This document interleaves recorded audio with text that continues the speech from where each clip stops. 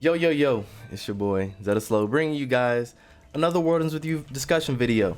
So, earlier this week, if you follow me on my Twitter, Slow OG is right here.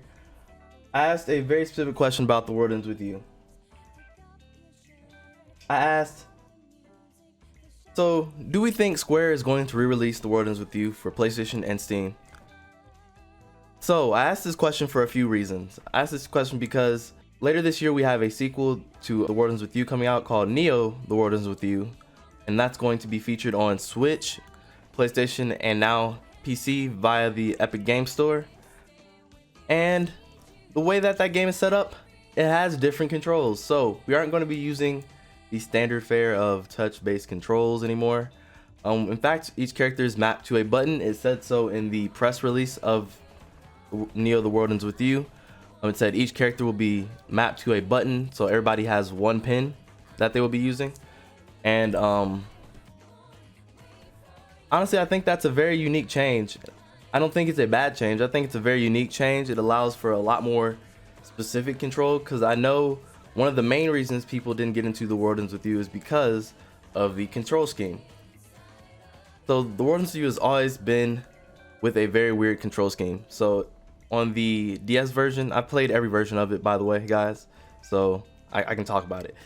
All right, so the DS, you had your partner on the top screen, and they were controlled either by the D-pad or the face buttons, and you were controlling Neku on the bottom with the stylus on the touch screen. And basically what you were doing was you were passing a puck back and forth for synergy and things like that. Honestly, I like that system quite a bit. It was very unique, especially on the top screen. You had a very specific like matching game or addition game and things like that you had to play to get a good attack or good damage and things like that, which was really cool. It was really cool the first time around. And then on the second time around during solo mix, they refined that system a little bit. So instead of now, since you don't have two screens, both characters are on the same screen. So initially they said this as each character was on a parallel plane to each other, the way they described it. So they literally didn't see each other in this plane. They were just had to be in sync while they were attacking the same monster or same noise creature. So they had them on separate screens, so to speak.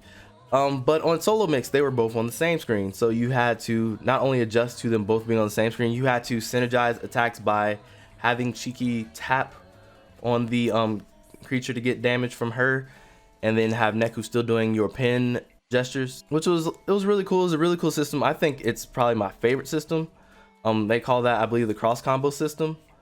So the cross combo system also got carried over to the Switch version, but now with the Switch version, we're a little bit in hybrid mode, right? So we're not just using a handheld screen. This is a full-fledged console, right? This is a full-fledged home console. So they had to make a playstyle to adapt to that. So this is where the gyroscope controls come in. So you had to control Neku with your gyroscope controls. It was very similar to your touchscreen. However, one step into the door of using button controls and analog stick was around the hub world. In fact, you could actually move around not only just by touching the specific area with your point. You could also use the analog stick to control where Neku was going around the hub world. And you can also press the A button to interact with people and things like that, and interact with menus. So this is where we get into the territory of, will there be a re-release of Final Mix for PlayStation and Epic Game Store?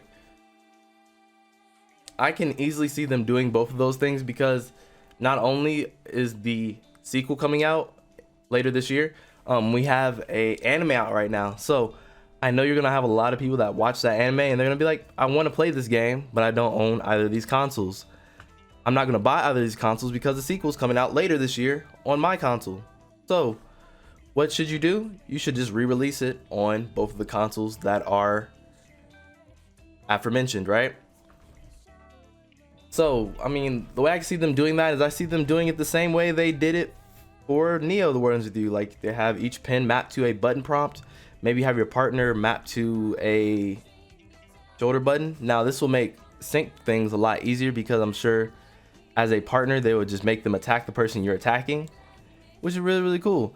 or you can have it set up so like they're using the right thumbstick to control the partner while you're controlling Neku with your left thumbstick and buttons. I don't know, something similar like that would work for the Wardens with You, honestly. Like, you still kind of get that convoluted control scheme that the game always goes for, but you also get accessibility for those who want it, and you don't have to use the gyroscope controls. In fact, even with the PlayStation controller or the PC, you could still have the option to have touch-based controls, because PC you have a mouse. PlayStation controllers, I know they have gyroscope in them. That would be a little bit iffy, guys. I wouldn't do it if I were you.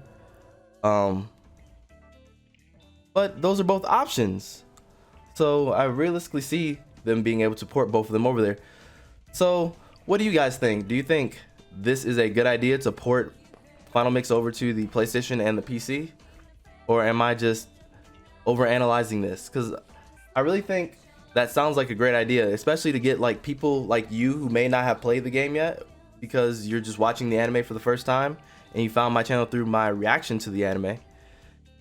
I want you guys to get into it. I want you guys to be able to play it and experience it for yourself, because what I'm seeing in the anime right now is they're doing a lot of streamlining certain things.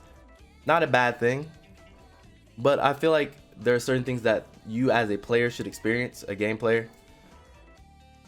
So I feel like you miss out on specific interactions between characters. Like Shiki right now, as it stands, she has not been fleshed out. She's a really cool character to start off with, but by this point in the game, she has already made herself an established character.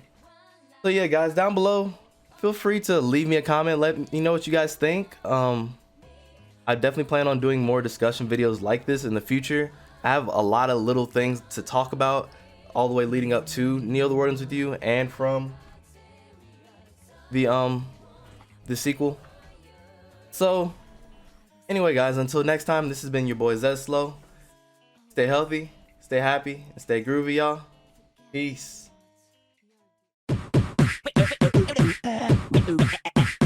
Whip it.